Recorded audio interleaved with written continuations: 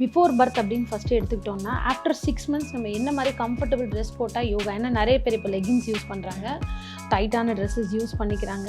லெகின்ஸே உங்களுக்கு வந்து செட் ஆகாது, ஏன்னா தம்மியோட சைஸ் இன்க்ரீஸ் ஆகும். ஸோ நம்ம லெகின் மேலே போடுறப்ப இப்போ நிறைய பேர் லேட்டாக வந்து ப்ரெக்னென்ட் ஆகுறாங்க, அதாவது 40+, அவங்களுக்கும் இந்த யோகாங்கிறது சப்போர்ட் பண்ணும். ஆமாம் மேம், கண்டிப்பாக. ஏன்னா அவங்களுக்கு தான் ஆக்சுவலாக முக்கியமாக தேவைப்படும். அவங்களுக்கு ஒரு ஃபேமிலி, முக்கியமாக ஒரு ஹஸ்பண்டுடைய சப்போர்ட்டுன்றது எந்த அளவுக்கு ஒரு ரோல் ப்ளே பண்ணுது அவங்களுடைய அந்த ஃபுல் ப்ரெக்னென்சியில். ஆக்சுவலாக நான் ரொம்ப வருஷமாக இந்த யோகா எடுத்துகிட்டு இருக்கேன். அண்ட் பாஸ்ட் 5 years பார்த்தீங்க அப்படின்னா ஹஸ்பண்டோட சப்போர்ட் வந்து நினச்சி பார்க்க முடியாத அளவுக்கு இருக்குது. நல்ல சப்போர்ட் பண்ணுறாங்க.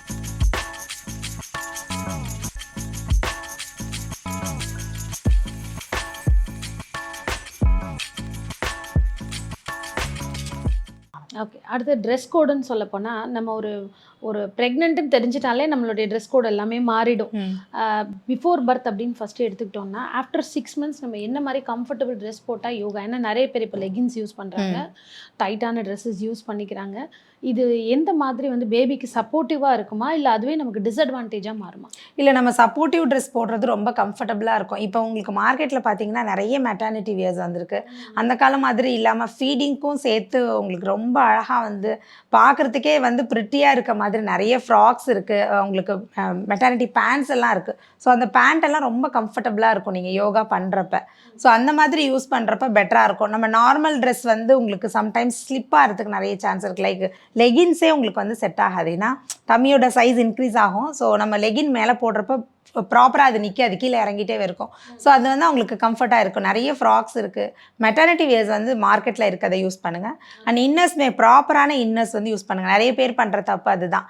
ப்ரெக்னென்ட் ஆன உடனே இன்னர்ஸ் அவாய்ட் பண்ணிவிடுவாங்க, ரொம்ப டிஸ்கம்ஃபர்ட்டாக இருக்குது அப்படின்னு சொல்லிட்டு. ஸோ கண்டிப்பாக அது பண்ணவே கூடாது.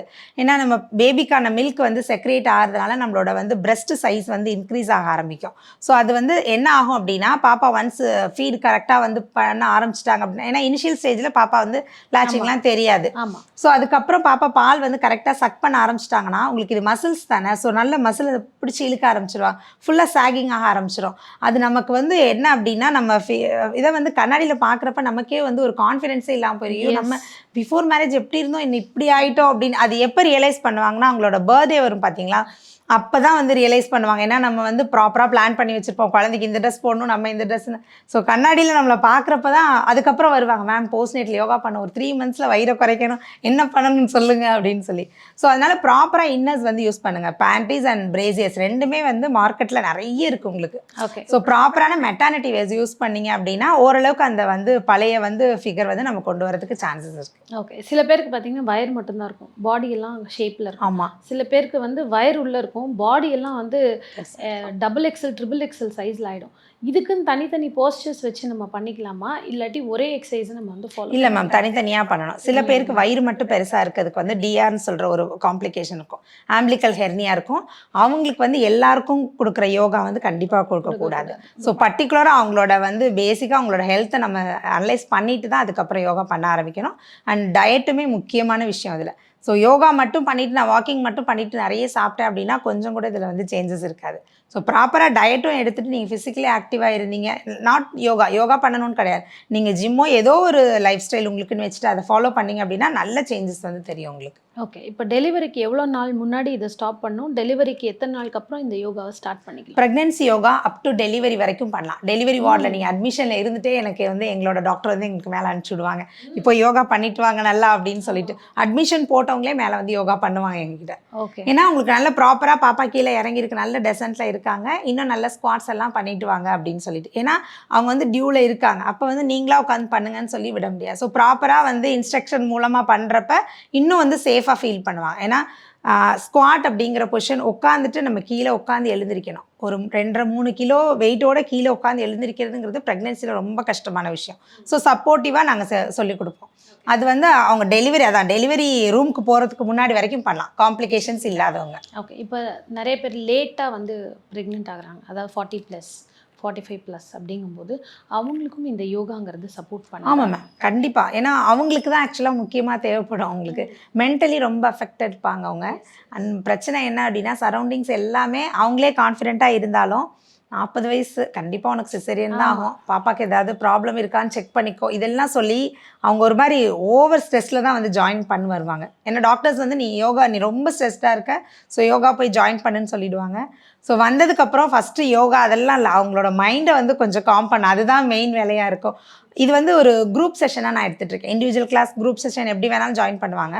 ஸோ குரூப் செஷன் அட்டன் பண்ணுறதுனால என்ன பெனிஃபிட்ஸ் அப்படின்னா, ஒரு 16 வீக் ப்ரெக்னென்ட் லேடியும் இருப்பாங்க, நாளைக்கு அட்மிஷன் போடுறவங்களும் இருப்பாங்க, லோலைன் பிளசண்டாவில் இருக்கவங்களும் இருப்பாங்க, ப்ரீச்சில் இருக்கவங்களும் இருப்பாங்க. ஸோ அப்போ ஒருத்தர் உள்ளே வர்றப்ப ஓகே ப்ரெக்னென்சியில் இவ்வளோ காம்ப்ளிகேஷன் இருக்குது, நம்மள மாதிரி இவங்களும் சில பிரச்சனைகளை கோத்ரூ பண்ணிட்டு தான் இருக்காங்க. ஸோ அப்போ நம்ம வந்து தனியாக இல்லை இந்த ஜேர்னியில், நம்ம கூட நிறைய பேர் இருக்காங்க. அதை வந்து நிறைய வந்து ரியலைஸ் பண்ண ஆரம்பிச்சிருக்காங்க. நிறைய பயத்தோடு வருவாங்க. அதாவது வந்து உட்காரத்துக்கு ஹஸ்பண்ட் சப்போர்ட்டோட வருவாங்க. உள்ள கிளாஸில் வந்து உட்காரத்துக்கு ஹஸ்பண்ட் வந்து கூட்டிகிட்டு வந்து நான் உட்கார வைக்கிறேன் மேம்னு, கீழே உட்காந்தோன்னா அவங்க அங்கேருந்து அப்படி பதறுவாங்க, மேம் கீழே அதெல்லாம் ஒன்றும் ப்ராப்ளம் இல்லை, 0 ரிஸ்க், அவங்க உட்காரலாம் அப்படின்னு சொல்லி ஒரு கான்ஃபிடென்ட் வரதுக்கே ஒரு 2-3 நாள் ஆகும். அப்போ அவங்க வந்து படுத்துட்டு ஒருத்தர் இடுப்பை மட்டும் தூக்குறாங்க. இதில் வந்து ஒரு பிரிட்ஜ் போஸ்ன்னு ஒன்று சொல்லி கொடுப்போம். ஸோ ஹிப்பை மட்டும் தூக்குறாங்க அப்படிங்கிறப்ப டே 1 கிளாஸ் வந்தவங்க அப்படி ஒரு பயப்படுவாங்க, குழந்தைய வச்சுட்டு மேலே தூக்குறீங்களே ஒன்றும் ஆகாதான்னு. ஒரு டே 6 டே 7 பார்த்தா அவங்க அவ்வளோ அழகாக செய்வாங்க. ஏன்னா அந்த கான்ஃபிடென்ட் ஆட்டோமேட்டிக்காக மற்றவங்க பண்ணுறப்ப அவங்களுக்கு வர ஆரம்பிச்சிடும். ஸோ இது வந்து சேஃப் தான், டாக்டர்ஸ் ரெக்கமெண்ட் பண்ணி தான் பண்ணுறோம், இது ப்ரெக்னென்சியில் பண்ணுறதா அப்படிங்கிறத அவங்களுக்கு வந்து ரியலைஸ் பண்ணுறதுக்கே ஒரு 2-3 நாள் ஆகிடும். ஏன்னா நிறைய பேர் பார்த்தீங்கன்னா வில்லேஜஸ் சைடு என்ன சொல்லி பயன்படுத்திடுவாங்கன்னா, நீ இந்த மாதிரிலாம் போய் பண்ணனா உனக்கு குழந்தை அபார்ட் ஆகிற அளவு கூட போகிறதுக்கு வாய்ப்பு இருக்குது, பண்ணாதன்னு சொல்லியே வந்து நல்லா போகிற ஒரு ட்ராக்கை மாற்றி விட்டுருவாங்க. அது அவங்களுக்கு சி செக்ஷனில் போய் முடியும், இல்லை அந்த டென்ஷன்லேயே கூட அவங்களுக்கு வேறு ஏதாவது ஆகிறதுக்கு வாய்ப்பு இருக்குது. ஸோ இந்த டயத்தில் எந்த அளவுக்கு ஒரு பாசிட்டிவாக ஒரு லேடி இருக்கணும், என்ன மாதிரி மியூசிக்ஸ் கேட்கணும், இதை பற்றி வந்து ஃபுட் ஹேபிட்ஸ் எப்படி இருக்கலாம். இப்போ ஃபுட் ஹேபிட்ஸ்ன்னு பேசும்போது பொதுவாக யோகானா 2 hours பிஃபோர் சாப்பிட்றணும், யோகா பண்ணி முடிச்சு கொஞ்சம் நேரம் கழிச்சு தான் சாப்பிட்ணும். இந்த ப்ரெக்னென்சி யோகாவில் எப்படி? ப்ரெக்னென்சி யோகா அப்படிங்கிறது நம்ம வந்து ஜென்ரல் யோகா, ஒரு ஃபிட்னஸ் அந்த மாதிரி ஃபஸ்ட்டு நினச்சிக்க வேண்டாம். ஏன்னா இது நம்மளோட ப்ளஷர் ஹார்மோனை இன்க்ரீஸ் பண்ணுறதுக்கு தான் பண்ணுறோம். பயப்பட வேணாம், உங்கள் கூட நானும் இருக்கேன், இந்த ஜேர்னியில் நிறைய பேர் இருக்காங்க, பாப்பா ரொம்ப ஹெல்த்தியாக இருக்குது அப்படிங்கிற கான்ஃபிடென்ஸ் தான் ஃபஸ்ட்டு கொடுக்கணுமே தவிர ப்ரெஷர், நீ வெயிட்டை குறை, ஃபஸ்ட்டு சுகர் லெவலை குறை, இதெல்லாம் நான் அந்த ப்ரெஷரை கொடுத்தேன் அப்படின்னா அவங்க கிளாஸுக்கே வரமாட்டாங்க, இன்ட்ரெஸ்ட்டும் இருக்காது. ஏன்னா ப்ரெக்னென்சி டைமில் பார்த்தீங்கன்னா நைட்டு தூக்கம் வராது. ஸோ மார்னிங் கிளாஸ் நீ வா அப்படின்னா நான் மார்னிங் தான் தூங்கிட்டு இருக்கேன், நான் எப்படி கிளாஸ் வருவேன்னு சொல்லிட்டு வரமாட்டாங்க. கரெக்ட். ஸோ அந்த கான்ஃபிடென்ஸை ஃபஸ்ட்டு கொடுக்கணும் அப்படின்னா அவங்களுக்கு முதல்ல நிறைய ரெஸ்ட்ரிக்ஷனை அவாய்ட் பண்ணணும். நீங்கள் கிளாஸ் வாங்க வந்து அட்டன் பண்ணி பாருங்கள் அப்படிங்கிற மாதிரி கான்ஃபிடென்ஸை கொடுக்கணும். அண்ட் ஃபுட் அப்படின்னு பார்த்தீங்கன்னா கண்டிப்பாக இதில் வந்து எம்டி ஸ்டொமக்கில் பண்ணவே கூடாது. லைக் ஒரு ஆப்பிளோ, ஒரு டம்ளர் பாலோ, ஏதோ ஒன்று, 2 பிஸ்கட்டோ, ஏதோ ஒன்று சாப்பிட்டு, கொஞ்சம் நட்ஸ், இந்த மாதிரி ஏதாவது ஒன்று சாப்பிட்டு வந்தீங்க அப்படின்னா அந்த கிடினஸை அவாய்ட் பண்ணிக்கலாம். ஏன்னா வாமிட்டிங் இருக்கும், சில பேருக்கு ரொம்ப கிடினஸ் இருக்கும். ஸோ அவங்கெல்லாம் எம்டி ஸ்டொமக்கில் வந்தாங்க அப்படின்னா இது செய்கிறப்ப ரொம்ப டயர்டாயிடுவாங்க. ஸோ அதனால் ஒரு பிரேக் எடுத்துகிட்டு தண்ணி குடிச்சிட்டு ரொம்ப ரிலாக்ஸ்டாக இந்த எக்ஸசைஸ் வந்து நாங்கள் சொல்லிக் கொடுக்க ஆரம்பிப்பேன். ஓகே. இப்போ இந்த இடத்துல வந்து ஒரு ஃபேமிலி, முக்கியமாக ஒரு ஹஸ்பண்டுடைய சப்போர்ட்டுன்றது எந்த அளவுக்கு ஒரு ரோல் ப்ளே பண்ணுது அவங்களுடைய அந்த ஃபுல் ப்ரெக்னென்சியில்? கண்டிப்பாக மேம். ஆக்சுவலாக நான் ரொம்ப வருஷமாக இந்த யோகா எடுத்துகிட்ருக்கேன். அண்ட் பாஸ்ட் 5 இயர்ஸாக பார்த்தீங்க அப்படின்னா ஹஸ்பண்டோட சப்போர்ட் வந்து நினச்சி பார்க்க முடியாத அளவுக்கு இருக்குது. நல்ல சப்போர்ட் பண்ணுறாங்க. நாட் ஓன்லி ஹஸ்பண்ட், ஃபேமிலியுமே பார்த்தீங்க அப்படின்னா அவங்களுக்கு என்ன சப்போர்ட் வேணுமோ அதை ப்ராப்பராக மென்டல் சப்போர்ட் அழகாக கொடுக்குறாங்க.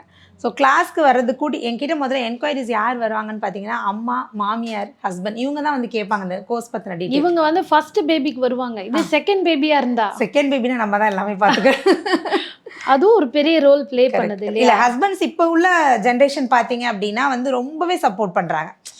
ஒய்ஃப் கூட வாக்கிங் வர்றது, இந்த மாதிரி யோகாக்கு சப்போர்ட் பண்ணுறது, ப்ராப்பராக அவங்களோட செக்கப் வர்றது எல்லாமே ரொம்ப நல்லா பண்ணுற மாதிரி தான். நான் ஒரு 7 இயர்ஸ் முன்னாடி எடுத்ததுக்கும் இப்போயும் எனக்கு நல்ல ஒரு டிஃப்ரென்ஸ் தெரியுது. அண்ட் யோகா பண்ணுறப்ப வந்து கரெக்டாக கேட்குறாங்க, மேம் இந்த மந்த் வந்து இவ என்ன பண்ணணும், நான் வீட்டில் என்னென்ன அவங்கள ஃபாலோ பண்ணணும் அதெல்லாம் சொல்லுங்கள், வாக்கிங் எப்போ போகணும், நான் இப்போ 30 மினிட்ஸ் கூட்டி போயிட்டுருக்கேன் போதுமா, அது அந்த மாதிரியும் பண்ணுறாங்க. இதில் வந்து மிஸ்டேக்னு கம்ப்ளைண்ட் யாரை சொல்லலாம் அப்படின்னா ஒய்ஃபை தான் நான் சொல்லுவேன், அந்த ப்ரெக்னென்ட் லேடியை தான் சொல்லுவேன். சோஷியல் மீடியாவில் வர நிறைய வீடியோஸ் பார்க்குறாங்க, night food time night cravings வந்து நிறைய இருக்குது அப்படின்னு சொல்லி அவங்களாவே ஒரு இலூஷன் மோடுக்கு போயிடுறது. நான் இன்ஸ்டாவில் பார்த்தேன், நைட்டு 12 o'clock வந்து ப்ரெக்னெண்ட்டாக இருக்க ஒய்ஃபை கூட்டிகிட்டு போய் சாக்லேட் வாங்கி கொடுத்தாங்க, பிரியாணி வாங்கி கொடுத்தாங்க. ஸோ இது வந்து ஹஸ்பண்ட் வந்து கம்ப்ளைண்ட், அடிக்கடி வந்து சொல்கிற கம்ப்ளைண்ட், இன்ஸ்டா ரீல்ஸ் பார்த்துட்டு இது மாதிரி நீனும் பண்ணணும்னு சொல்லி கேட்குறா அப்படின்னு. ஸோ கம்பேர்ட் டு பார்த்தீங்கன்னா ஹஸ்பண்ட் கரெக்டாக தான் இருக்காங்க. இந்த ப்ரெக்னெண்ட்டாக இருக்கவங்க பண்ணுற அலப்பறை தான் தாங்கவே முடியாது. இல்லை அந்த மாதிரி ஒரு டைமிங் இருக்கா, control of timing for food? ஏன்னா அது இன்டைஜஷனில் கூட கண்டிப்பாக ஆமாம். நைட் டைம் வந்து மேக்ஸிமம் சுகர் அவாய்ட் பண்ணுறது ரொம்ப பெஸ்ட். ஏன்னா உங்களோட 3rd ட்ரைமஸ்டருக்கு மேலே உங்களோட ஹார்மோனல் சேஞ்சஸ் ஆகும். ஸோ அப்போ உங்களுக்கு அந்த டயபிட்டிஸ் வர்றதுக்கு நிறைய ஃபேமிலி ஹிஸ்ட்ரியில் இல்லைன்னா கூட நமக்கு வர்றதுக்கும் பாப்பாவோட வெயிட் இன்க்ரீஸ் ஆகிறதுக்கும் இதெல்லாம் வந்து ஒரு காரணம். ஸோ பேபியோட வெயிட் வந்து இப்போலாம் ஒரு 4 kg வரைக்கும் போயிட்டுருக்கு. ஸோ அந்த மாதிரி போகிறப்ப நேச்சுரல் டெலிவரி பாசிபிளே கிடையாது. ஸோ வந்து நம்ம வெயிட்டை எப்படி மேனேஜ் பண்ணுறோமோ அதே மாதிரி பாப்பா வெயிட்டையும் ப்ராப்பர் டயட் கொடுத்து வந்து மேனேஜ் பண்ணணும். ஸோ இதெல்லாம் ஸ்மூத்தாக டெலிவரி ஆகிறதுக்கு உங்களுக்கு சப்போர்ட் பண்ணும். ஸோ இந்த ப்ரெக்னன்சி யோகான்றது எவ்வளோ பெரிய விஷயம். நார்மல் யோகாவும் இருக்குது, ப்ரெக்னன்சி யோகாவும் இருக்குது. ஏன்னா ஒரு healthy women, healthy baby, healthy environment அப்படிங்கிறது ஒரு ட்ரூவான விஷயம். தொடர்ந்து நம்ம இன்னும் உங்களோட எக்ஸ்பீரியன்ஸும் வந்து நேயர்களுக்கு ஒரு ப்ரோக்ராமாக வந்து தரலாம். Thank you ma'am. Thank you ma'am.